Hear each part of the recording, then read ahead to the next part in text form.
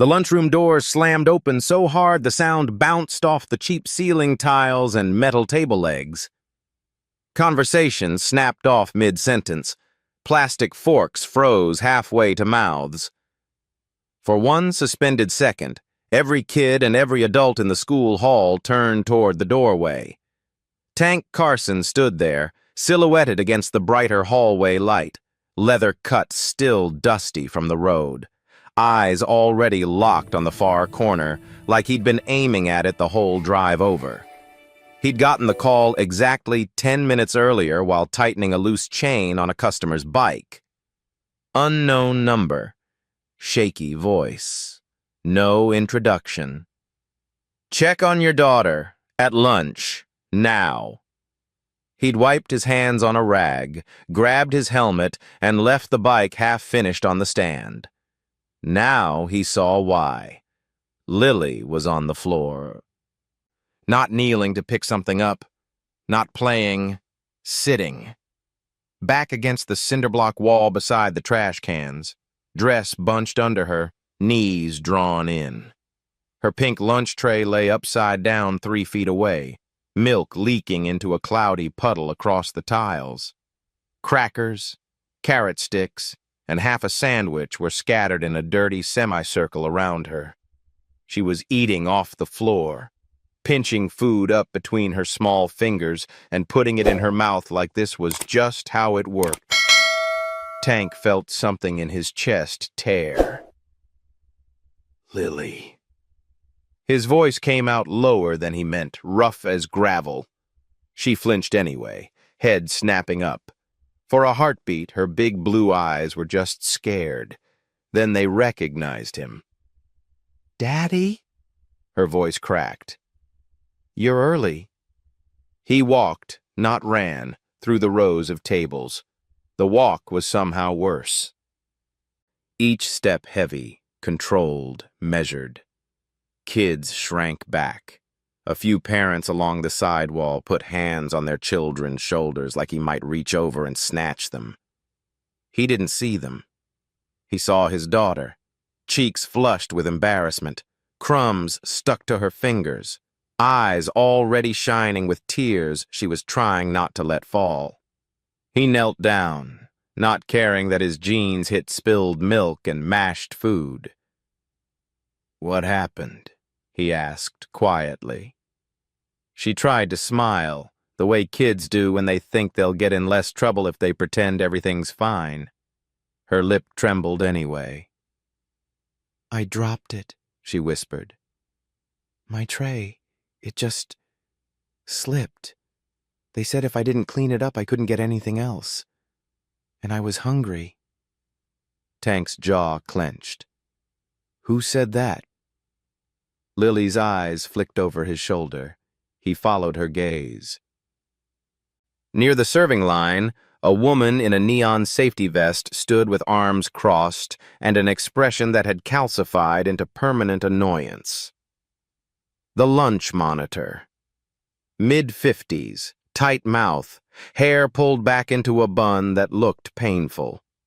Beside her, 3 kids half hid their faces, snickering into their hands. Tank stood slowly. He could feel the room watching. Parents by the door, teachers near the far wall. The principal wasn't here. Of course he wasn't here. He walked toward the monitor. "You made my daughter eat off the floor?" he asked. Her eyes dragged up and down him like she was looking at something stuck to her shoe. "She made a mess," she said. "We have rules. You make a mess, you clean it up. Actions, consequences. That's how they learn." "She's 6. Old enough to keep her food on the table." The monitor shrugged. "Besides, there are kids who actually pay for their lunches waiting. We can't just hand out replacement trays because some little girl is clumsy." Something cold moved through Tank's veins. "She has a lunch account," he said. "Not my problem," the woman said. "My problem is order. If we start making exceptions every time a child cries, we lose control." Behind Tank, a low murmur rippled through the adults. Some looked uncomfortable. Others didn't meet his eyes at all. One father picked up his phone and pretended to scroll something urgent. Tank took a breath through his nose, slow and deep, like he'd learned to do when bullets were flying and panic would get you killed. "You could have told her to throw it away," he said. "You could have told her to sit while you got her another tray. You could have done literally anything except stand there and watch her eat off the floor." The monitor rolled her eyes. "People like you come in here twice a year and think you know how hard this job is." "People like me," he repeated.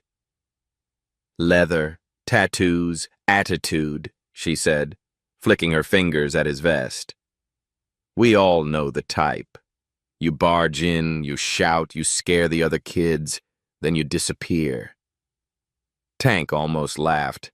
If he did, it was going to sound wrong. He looked back at Lily. She was watching him anxiously from the floor, tiny shoulders drawn in, eyes flicking between him and the monitor like she was waiting for one of them to explode. "How long has she been eating like that?" Tank asked without turning back. "A few minutes," the monitor said. "She made the mess. She cleans the mess." "That's how it works in my lunchroom." "It's not your lunchroom," Tank said. "It's theirs." He reached into his back pocket and pulled out his phone. His thumb hovered for the briefest second, then moved with certainty. "Group chat. One sentence. Need eyes on this. Elementary cafeteria. Now." He hit send. If you've ever seen a moment so wrong you felt it in your teeth, you know exactly why a man like Tank would decide this couldn't stay just his problem anymore. If stories like this matter to you, subscribe and tell where you're watching from so more people see what happens next. He slid the phone back into his pocket. "You can put her name on whatever form you need," Tank said. "Lunch debt, spill incident, clumsy 6-year-old, whatever helps you sleep. But you don't make my kid eat off a floor again. Not now. Not ever." The monitor's chin went up. "If you don't like the rules here, maybe this isn't the right school for her." "That a threat?" Tank asked. "It's a suggestion," she said. "Parents who respect our policies usually don't have problems." He took a step closer. He didn't raise his voice. He didn't have to. "You know who called me?" he asked. "Told me to come here?" She frowned. "No." "One of your parents," Tank said. "One of the ones watching this. They saw my little girl eating beside a trash can and decided that was too much, even for them." His gaze swept the room. A few parents looked away. One mother near the door bit her lip, guilt written all over her face. "You all okay with this?" Tank asked, louder now, not shouting but making sure his voice carried to the far wall. "You okay with your kids knowing that if they drop food, they eat off the floor or not at all?" No one answered. He turned back to the monitor. "Because here's how this is going to go. She's going to go home with me. She's going to eat real food at a real table. You're going to explain to someone above you why the camera by that trash can shows a 6-year-old eating off the floor while you watch." Her eyes flicked toward the black dome camera mounted in the corner. Just for a second. Just enough. Tank saw it. "So there is footage," he said softly. The monitor's mouth tightened. "Those cameras don't always work. Budget cuts." "Funny," Tank said. "How they always seem to work when someone wants to catch kids running." He turned away from her, back toward Lily. As he walked, he heard the woman hiss behind him. "I'm reporting this. To the principal. To the district. People like him don't belong in schools." He ignored her. Lily was struggling to her feet, using the wall for balance. Food smeared her palm. Milk had soaked the hem of her dress. She tried to brush it off, as if she could somehow make herself less dirty before he got there. He crouched down and scooped her up like she weighed nothing. "You're not in trouble," he said into her hair. "You hear me? You didn't do anything wrong." Her arms tightened around his neck. "I was so hungry," she whispered. "I didn't have breakfast. I thought maybe it was okay." His throat closed. He swallowed it down. "We're leaving," he said. The assistant principal had slipped in sometime during the confrontation, pale and sweating. He moved to block the exit. "Mr. Carson, you can't just take your child without signing her out," he said. "There's a protocol." "Move," Tank said. "Threatening staff won't help you," the man stammered. "This is already a serious incident. Your presence is making parents uncomfortable. We may need to involve security." Tank shifted Lily to his other arm. "You involve whoever you want.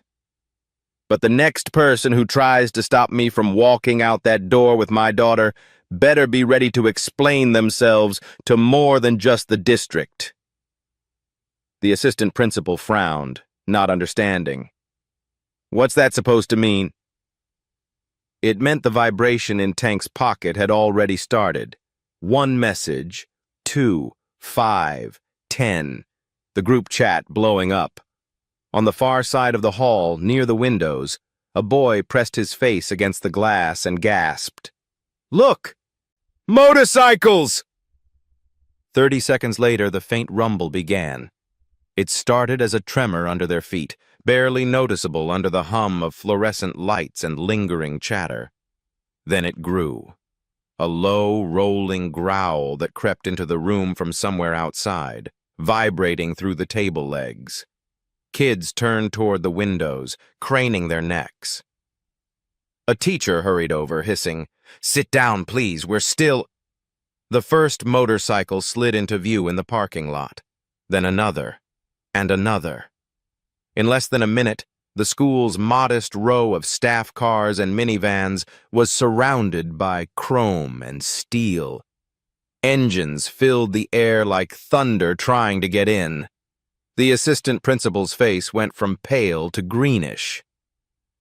"What is this?" he whispered. Tank shifted Lily slightly so she could see over his shoulder. Her eyes widened. "Daddy, your friends!" The monitor backed away from the windows, one hand flying to her mouth. Parents who'd been too afraid to speak started whispering, not sure if they were more frightened or fascinated. Outside, kickstands dropped almost in unison. Engines cut off, leaving behind a ringing silence that pressed against the glass. Then the front doors of the school opened. Boots echoed down the main hallway. The assistant principal swallowed. "They can't just come in here," he said, voice shaking now. "They can't." The cafeteria doors swung inward. The first row of Hell's Angels stepped through. Leather, patches, tattoos, faces calm but eyes like storm clouds. Behind them, more filed in, fanning along the back wall with the steady, unhurried discipline of men who'd been walking into hostile rooms their whole lives. At their center, Reaper moved forward, gaze sweeping the scene. The spilled tray, the trash cans, the monitor's stiff posture, the assistant principal blocking the exit, and Tank holding Lily off the dirty floor. He took it all in with one look. "Afternoon," he said. His voice wasn't loud, but it carried. "Heard there was a problem with lunch." The cafeteria had never been this quiet. 200 Hell's Angels lined the back wall and side aisles, leather vests gleaming under fluorescent lights, arms crossed or hands loose at their sides, not threatening, not posturing, just present, like a thundercloud that hadn't decided whether to break yet. Reaper stood near the center, eyes fixed on the lunch monitor. She'd backed herself against the serving counter, hand still pressed to her mouth, face drained of color. "So," Reaper said calmly.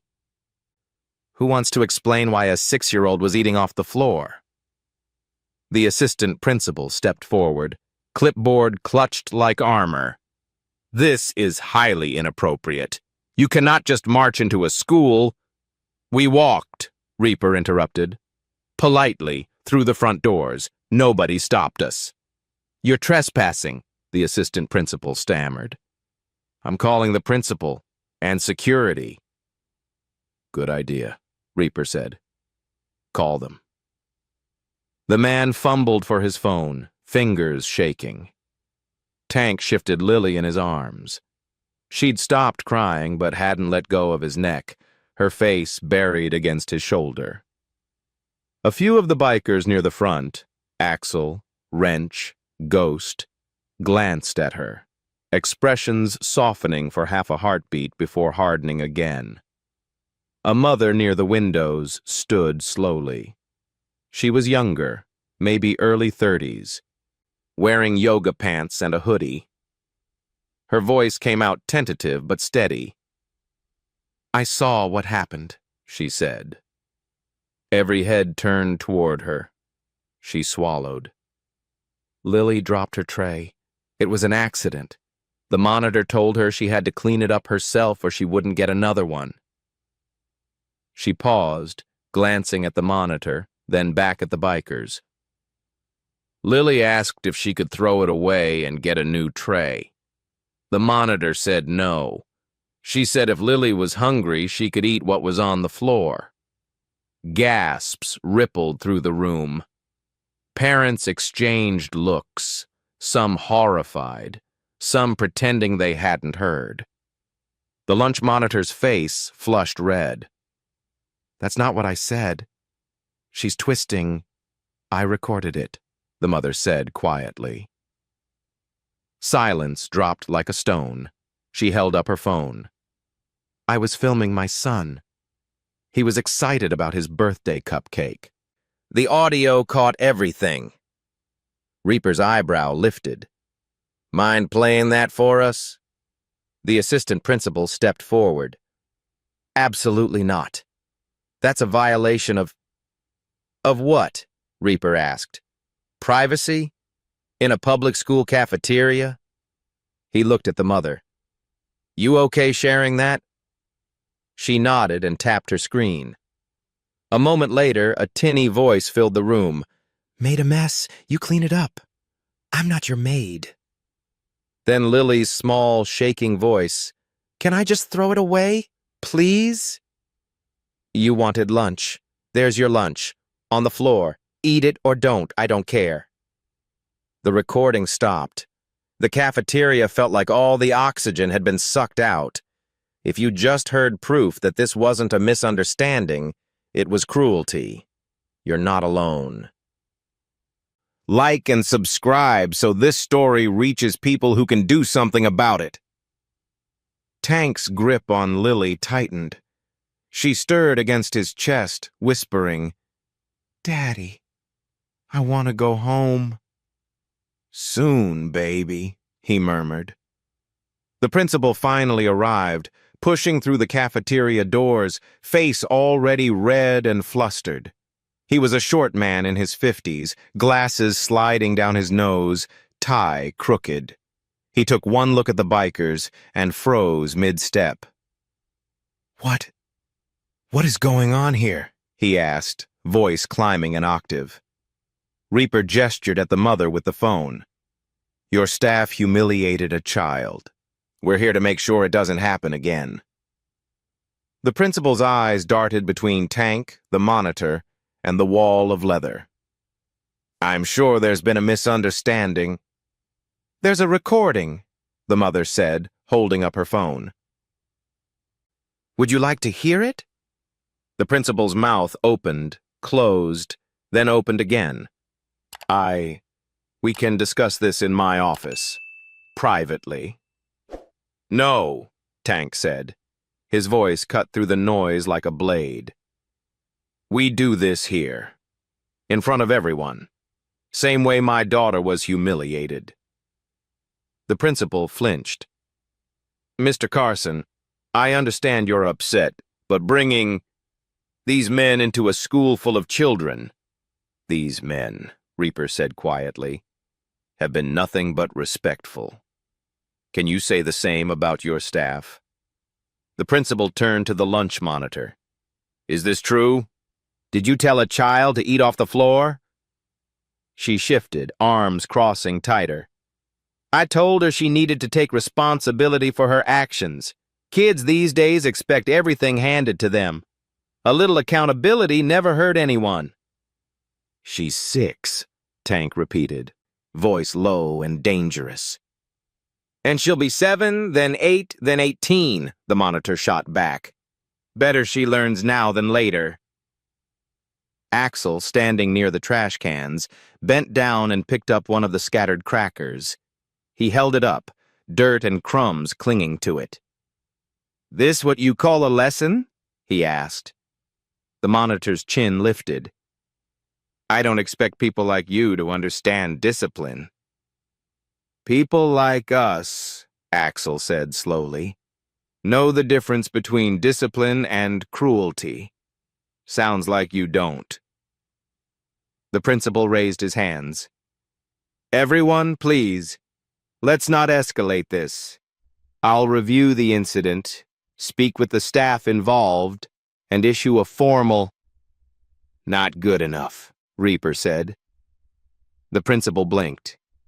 Excuse me? A formal apology doesn't fix this, Reaper continued. It doesn't change the policy that let it happen. It doesn't help the next kid who drops a tray.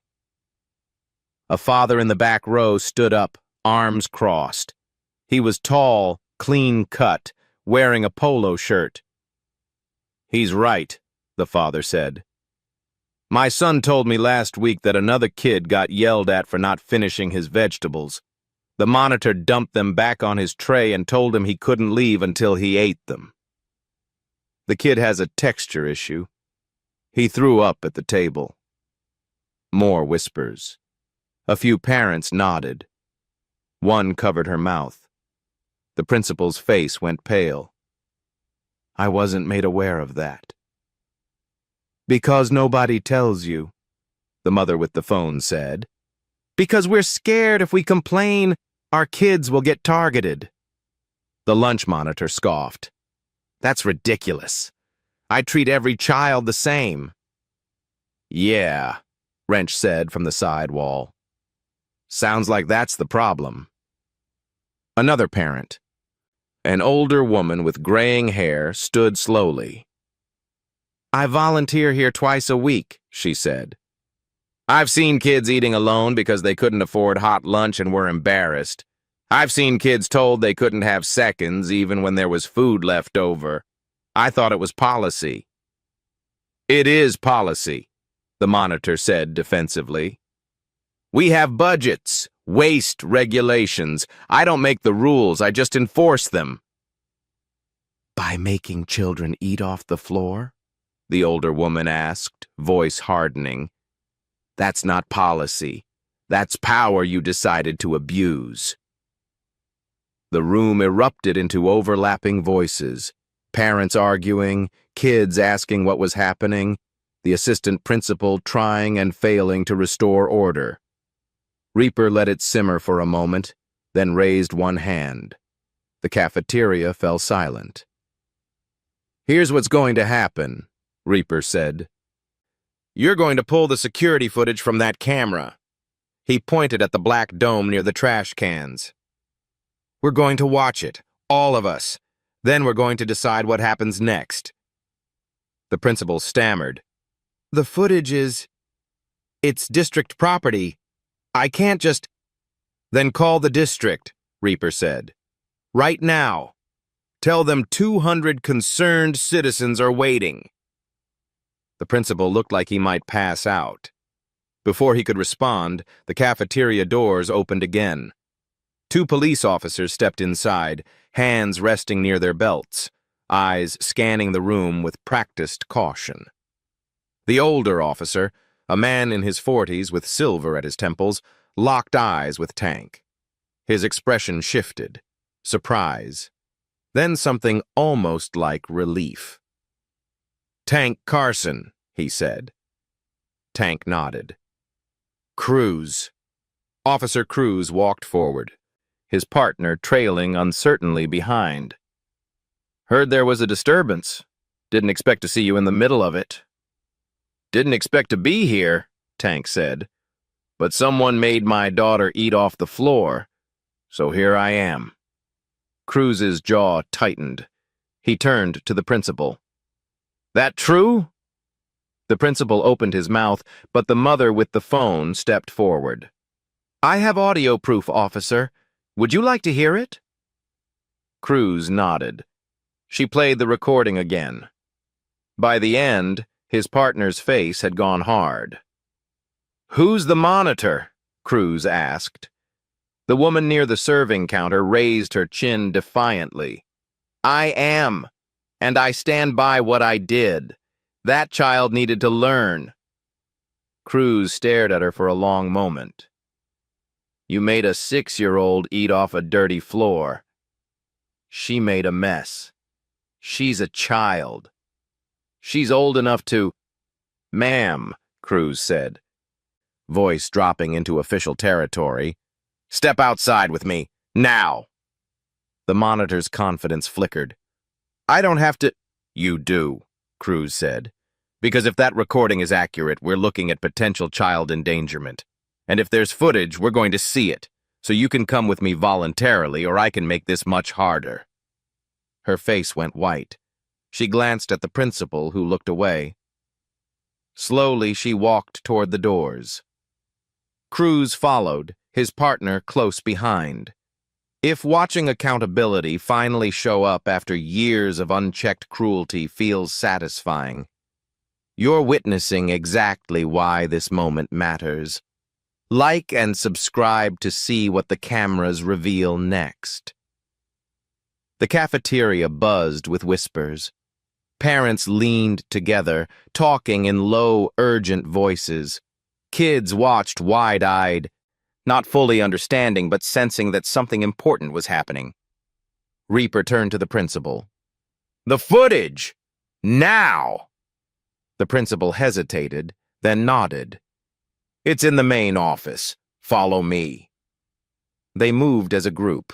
Reaper, Tank still carrying Lily, Axel, Wrench, the mother with the phone, the older volunteer, and a handful of parents who refused to be left out. The principal led them down the hallway, footsteps echoing on polished linoleum. In the small security office, monitors lined one wall, each showing a different angle of the school. The principal fumbled with the keyboard, pulling up the cafeteria feed from 30 minutes earlier. The timestamp appeared. The footage rolled. They watched Lily walk to her table, tray balanced carefully. She sat down, smiling at the girl next to her.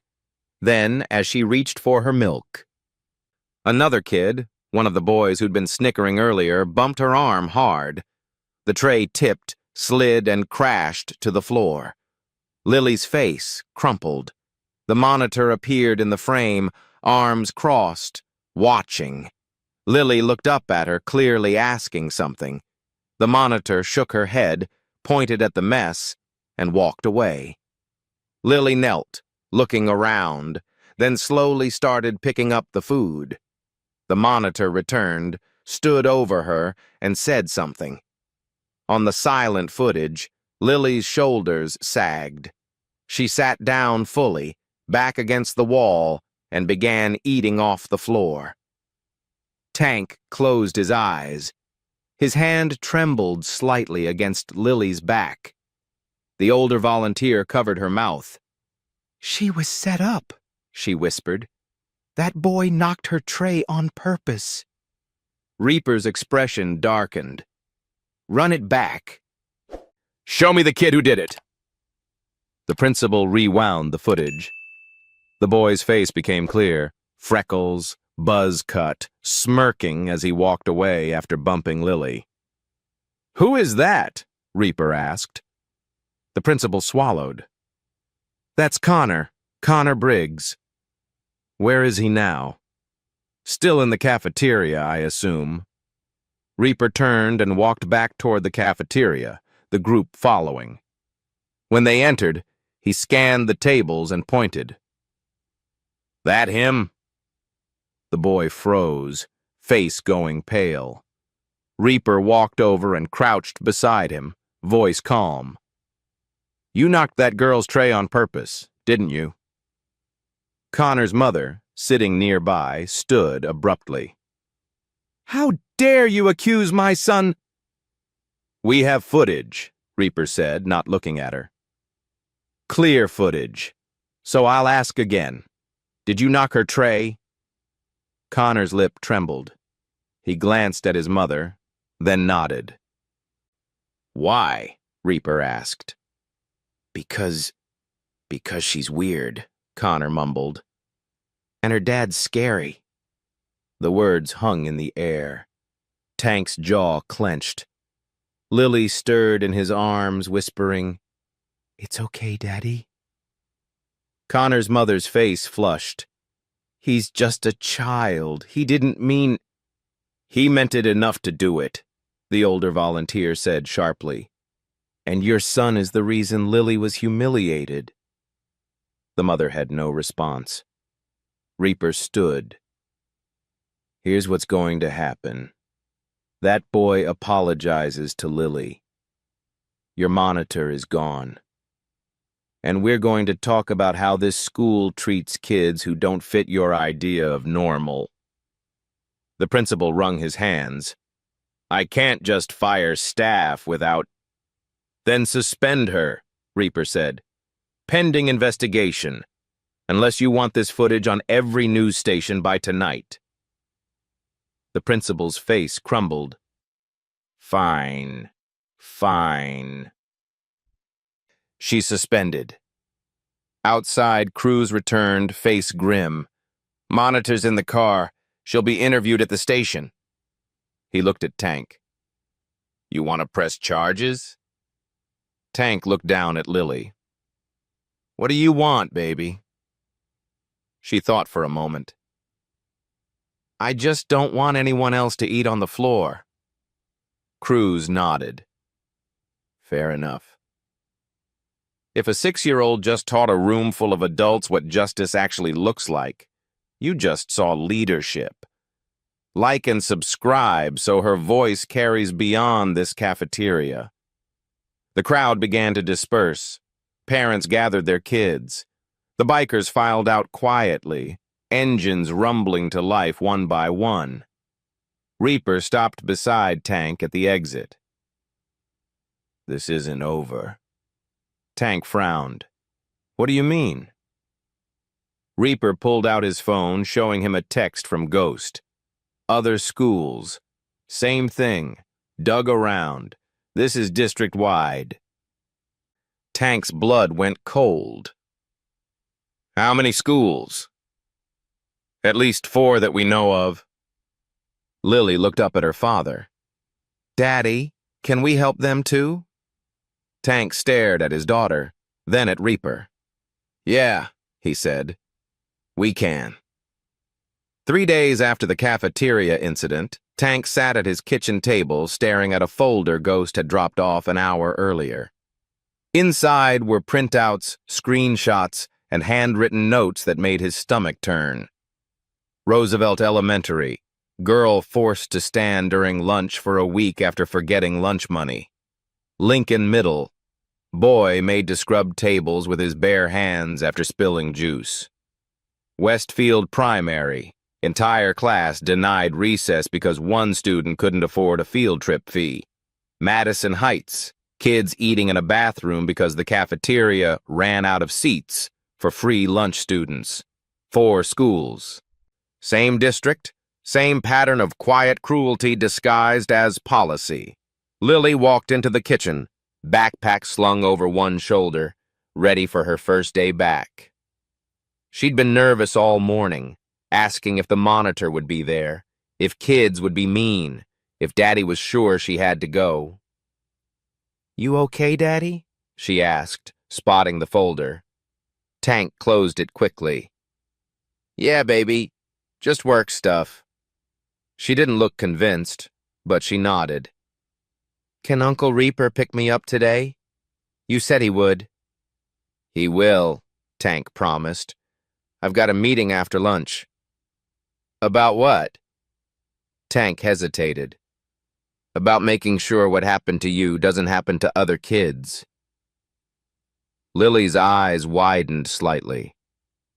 "You're going to help them." "We're going to try." She walked over and hugged him.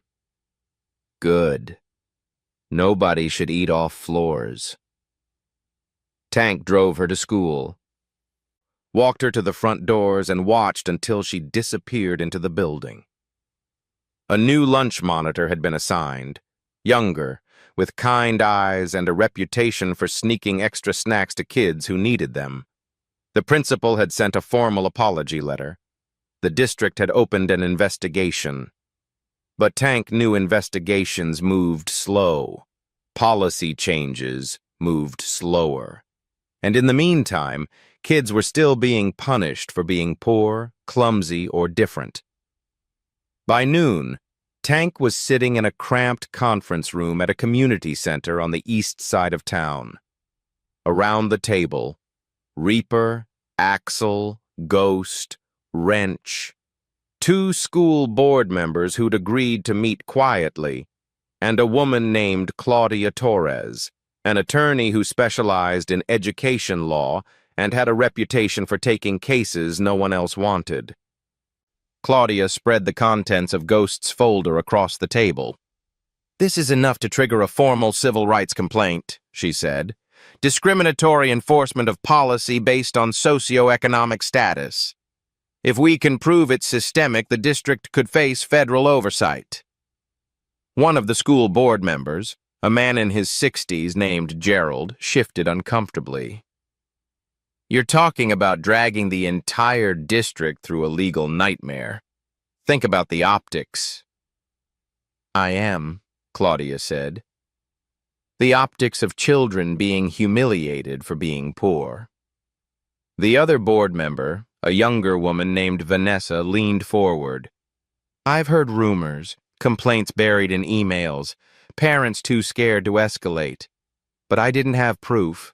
She tapped the folder. "This is proof." Gerald rubbed his temples. "If this goes public, it'll destroy trust in the district. Enrollment will drop. Funding will tank. Teachers will leave."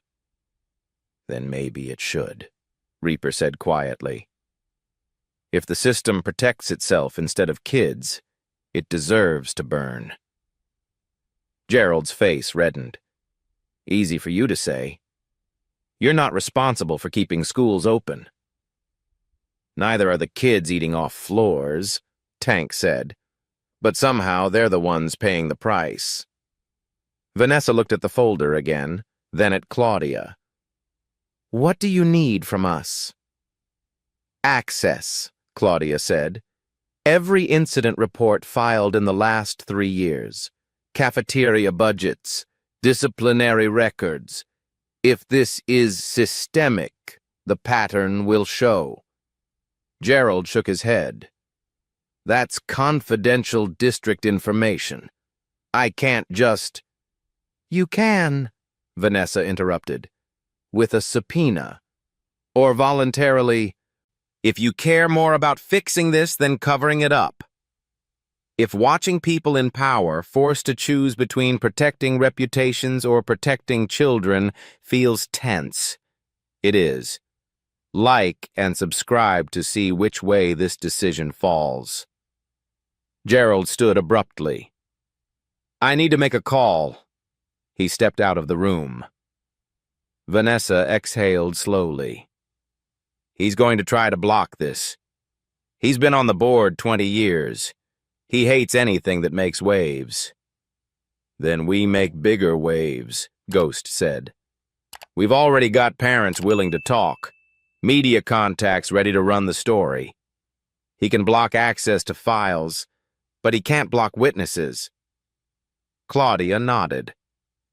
Public pressure works. If enough parents come forward, the district won't have a choice. How many parents do we need? Tank asked.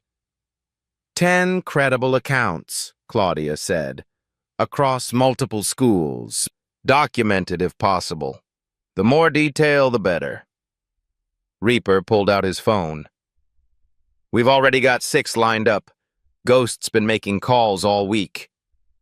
Then we're close, Claudia said. But we need to move fast. Once the district realizes we're building a case, they'll start covering tracks. Gerald returned, face tight. I spoke with the superintendent. He's willing to meet. Off the record. Tomorrow morning. Vanessa raised an eyebrow. Off-the-record meetings are where things get buried. Or where deals get made, Gerald replied. If you go nuclear with lawsuits and media, the district fights back. Lawyers, delays, years in court. But if we handle this quietly, changes can happen faster. Quietly, Reaper repeated. Like sweeping it under a rug?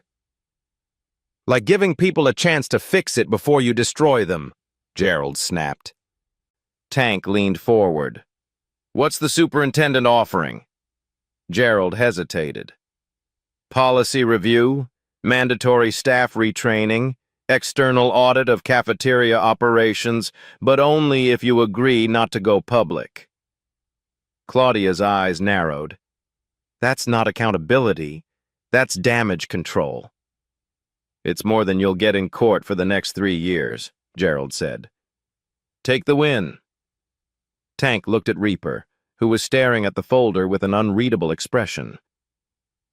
What happens to the kids while we wait for court? Tank asked. What happens to the next Lily who drops a tray? Gerald softened slightly. I get it. I do. But this is how things work. You want change. You work within the system. The system failed, Axel said bluntly. That's why we're here. Vanessa spoke up. What if we split it? Take the meeting. Hear what the superintendent offers, but keep building the case. If he's serious, great. If he's stalling, we move forward anyway. Claudia considered. That could work, but you need leverage. He has to believe you're ready to go public. Reaper pulled up a contact on his phone. I know someone at Channel 7, investigative reporter. Owes me a favor.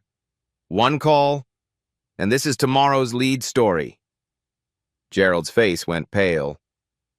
You're bluffing. Reaper dialed. The line rang twice before a woman's voice answered. Jake, long time. Got a story for you, Marissa, Reaper said. Kids being punished for being poor, multiple schools, documented proof. Interested?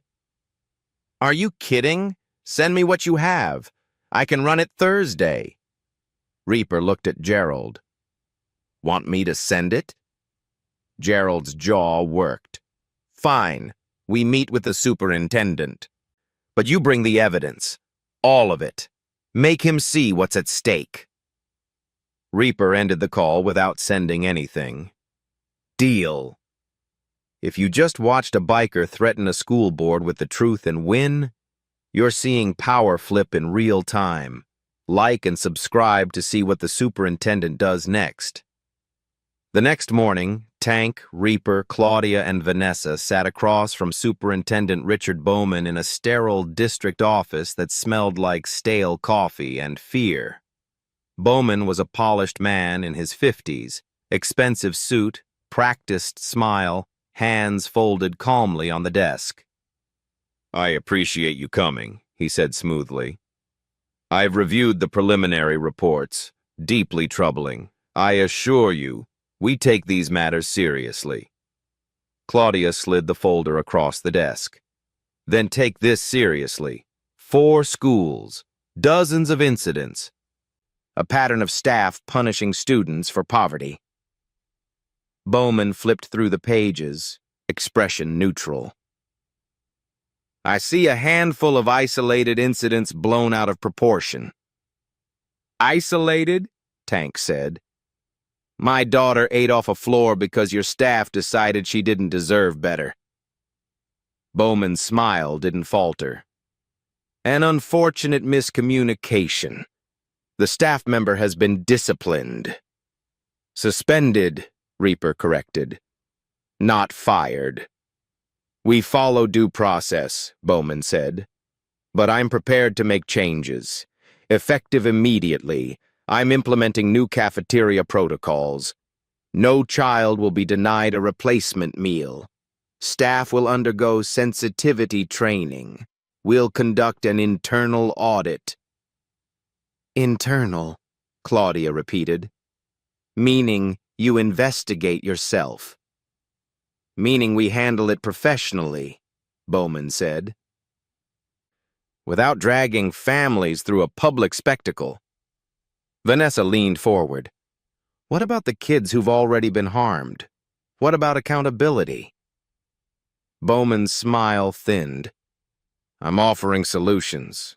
If that's not enough, you're welcome to pursue legal action. But I'll be honest, you'll spend years fighting, and by the time it's over, these kids will have graduated. Is that really what's best for them?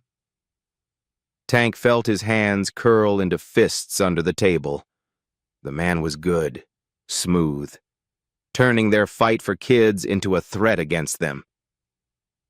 Here's another option, Reaper said. You implement real change, external oversight, third-party audits, public reporting on how lunch policies are enforced. And if we find out you're burying complaints or protecting bad staff, the story goes live. Bowman's expression hardened. You're threatening me? I'm giving you a choice, Reaper said. Lead or get out of the way. The room fell silent. Bowman stared at the folder, then at Reaper, calculation flickering behind his eyes. Finally, he nodded. Fine. External audit. Public transparency. But you kill the media story. For now, Claudia said. But if the audit finds what we think it will, all bets are off. Bowman's jaw tightened. Agreed. They stood to leave. As they reached the door, Bowman called out, Mr. Carson. Tank turned. I hope you realize what you've started, Bowman said quietly. Change is messy. It makes enemies. Are you prepared for that? Tank thought of Lily's face, the tears, the shame she shouldn't have carried. Yeah, he said. I am. 2 weeks later, the audit began. Investigators interviewed staff, parents, and students. They reviewed budgets, policies, and complaint logs that had been conveniently lost for years. What they found was worse than anyone expected. Cafeteria budgets had been quietly slashed, forcing schools to ration meals. Staff had been instructed to discourage waste by making examples of kids who spilled or asked for seconds. Free and reduced lunch students were seated separately in 3 schools, officially for efficiency, but functionally to mark them as different. The audit report was damning, systematic, intentional. The superintendent resigned within 48 hours. If you just watched years of hidden cruelty exposed by people who refused to stay quiet, you're witnessing what happens when ordinary people fight back. Like and subscribe to see where this leads next. Tank picked Lily up from school the day the report went public. She ran to him, waving a paper. Look, we got new lunch rules. Nobody has to sit alone anymore. And if you drop your tray, they just give you a new one. Tank knelt down, taking the paper. It was a flyer, decorated with cartoons. explaining the new policies in kid-friendly language. "That's great, baby," he said. She hugged him tight. "You did this, Daddy. You and Uncle Reaper and everyone." "We all did it," Tank said, "including you." That night, Ghost called. "Got something you need to see." Tank met him at a diner. Ghost slid a tablet across the table. On the screen, an email chain. Parents from other districts asking if the bikers who fixed the cafeteria problem could help their schools too. "We're getting requests from 3 counties, Ghost said. "Word's spreading." Tank stared at the screen. This wasn't supposed to be a movement. It was supposed to be about Lily. But maybe it always was about more than one kid. Reaper slid into the booth beside him. "What do you think?" Tank looked at the emails. Parents desperate, kids suffering, systems failing. "I think," Tank said slowly, "we just got a lot busier." Reaper smiled. "Good. We're just getting started." By the time the audit report hit the district website, the story had already outrun it. Parents forwarded screenshots in group chats. Teachers whispered about it in break rooms. Local news anchors used grave voices over stock footage of lunch trays and school hallways. The words systemic humiliation and discriminatory enforcement were everywhere. Tank read the executive summary twice at his kitchen table. Claudia had sent it with a simple message. We were right. All of it. The report laid it out in clinical language. Lunchroom rules applied more harshly to kids on free or reduced lunch, to children with behavior flags, to anyone who looked like they wouldn't have a parent who could show up and make noise. Staff training was outdated, oversight was non-existent, and complaints had been quietly redirected into dead email addresses. Lily sat across from him, coloring. She had no idea what systemic meant. She just knew she didn't have to eat near the trash cans anymore. "Daddy?" she asked, not looking up. "Are we still helping the other schools?" "Yeah," Tank said. "We are." She colored a little more, then added, "Good." 2 weeks later, the community center was packed. Parents from 3 different districts filled the folding chairs, kids perched on laps or playing with phones on the floor. At the front, a cheap projector hummed, displaying the audit's key findings on a wrinkled screen. Claudia stood beside it, speaking into a squeaky microphone. Behind her, taped to the wall, was a hand-painted banner, "No child eats in shame." Reaper stood in the back with Axel, Ghost, and a dozen other brothers, not in formation this time, but scattered like regular attendees. Tank sat in the second row, Lily on his knee, her head leaning back against his chest. Claudia clicked to the next slide. "This isn't just about one school," she said. "It's about a culture. A mindset that sees children who struggle and decides the solution is punishment, not support." A man in the third row raised his hand. "My son goes to Westfield," he said. "He told me they seat the free lunch kids at a separate table. I thought he was exaggerating. Then I saw the report. It was real. How do I fix that without getting him in trouble?" "You don't do it alone," Claudia said. "That's the whole point. You organize. You show up. You make it clear the cost of ignoring you is higher than the cost of changing."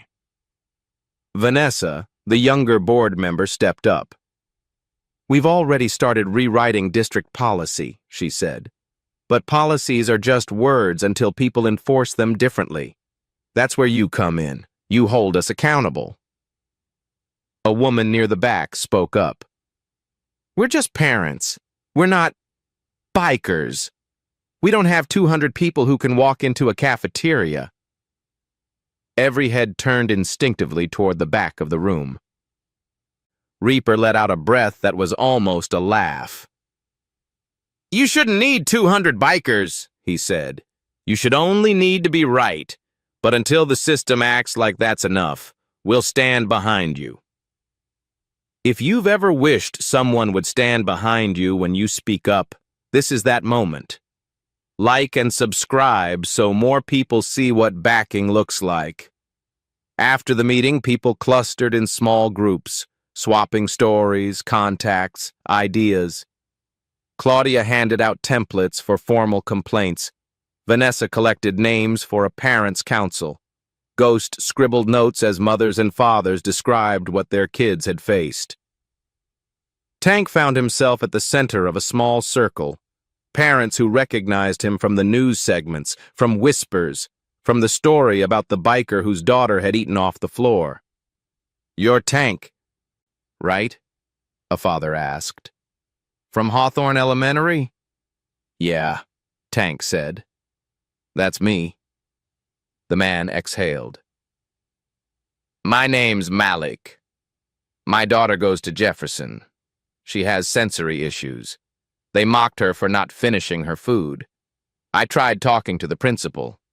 Nothing changed. I saw what you did, and I thought, maybe I'm not crazy for thinking this is wrong.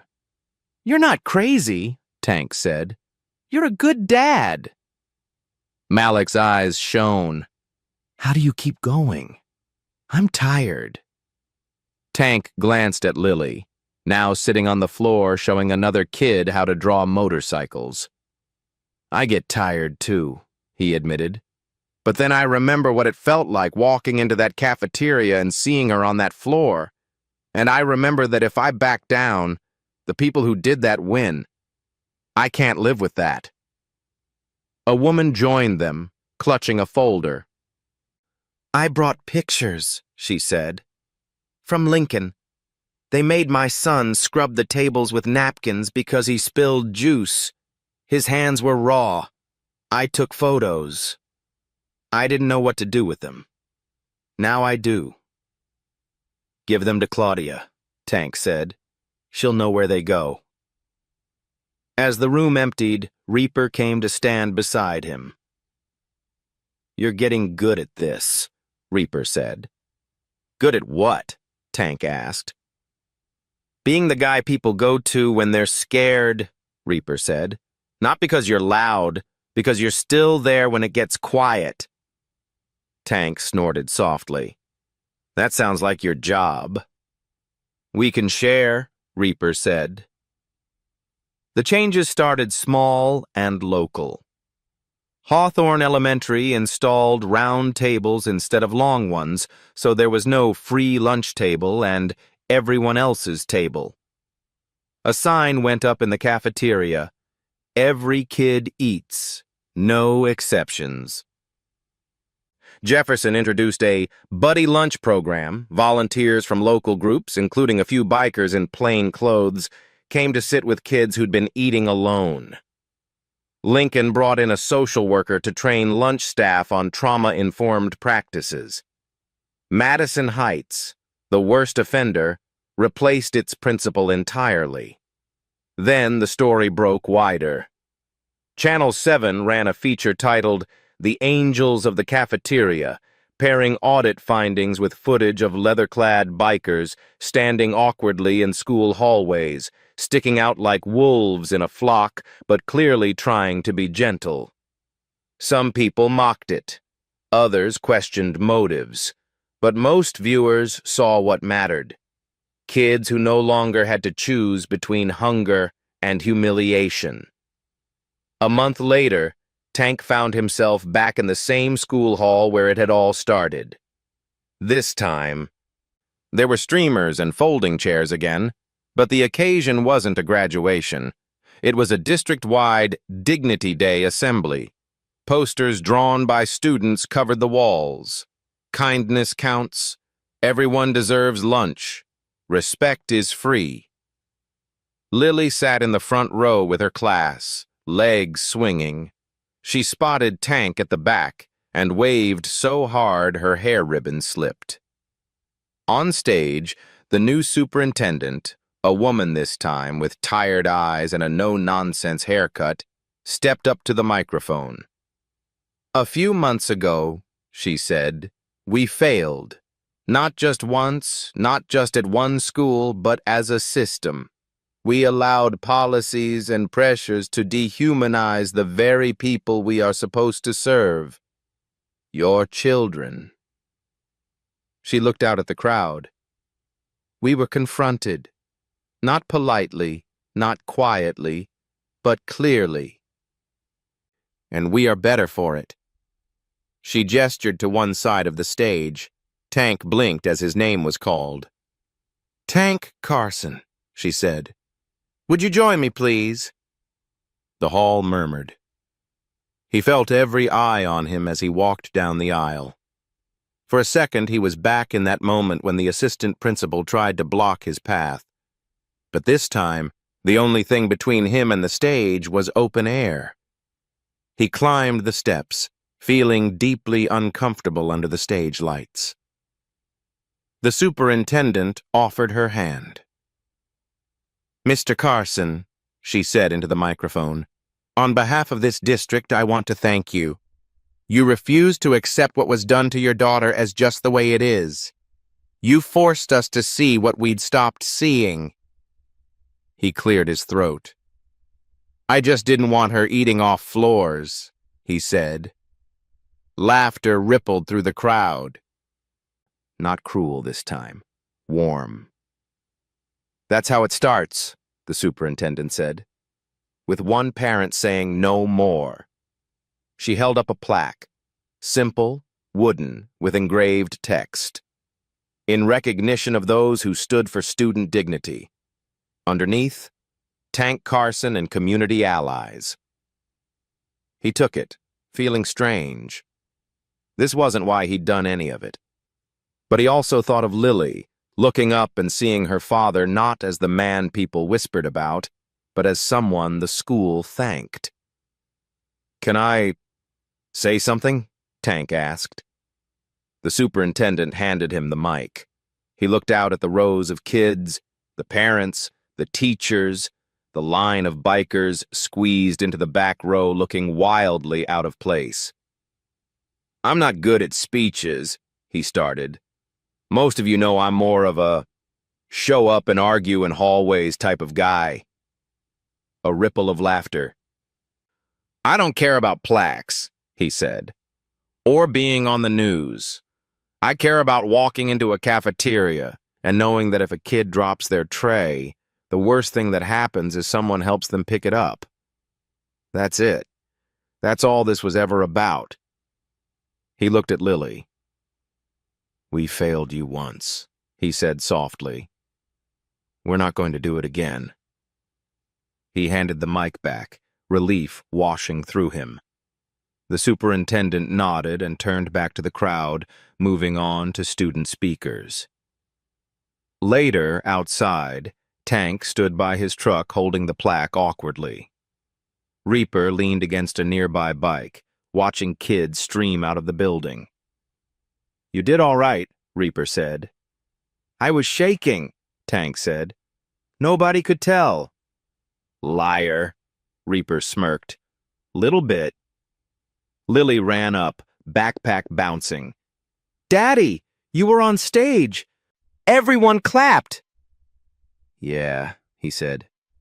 "Weird, right?" She shook her head. "Not weird. You're a hero." He swallowed. "I'm just your dad." She thought about that. "You can be both." Behind them, Axel was showing a cluster of kids his bike, pointing out the chrome and explaining why you never, ever touched it without asking. Ghost handed out little keychains shaped like helmets. Parents stood nearby, chatting with men they would have crossed the street to avoid a year ago. If watching people you were told to fear stand quietly beside the people you trust most changes how you see the world even a little, that's the power of stories like this. Like and subscribe so more of these stories get told. That night, Tank hung the plaque on a crooked nail in the hallway. Lily stood beside him, directing. "Higher," she said. "No, too high. Right there." He stepped back. It looked strange on the peeling paint, but right somehow. "Daddy?" "Yeah?" "Do you think other kids in other places still eat on the floor?" He thought of the emails Ghost kept getting, the calls Claudia refused to ignore, the districts starting to ask for the cafeteria program they'd accidentally created. "Probably," he said honestly, "but less than before." She frowned. "We should help them too." He smiled. "We will, one school at a time." In another city, a principal clicked on a link labeled Lunch Dignity Policy, Sample, and started scrolling. In another state, a parent watched the Channel 7 piece online and thought, maybe I'm not crazy to be mad about this. In another district office, a superintendent flagged an internal email and typed, "We need to get ahead of this before it becomes our story."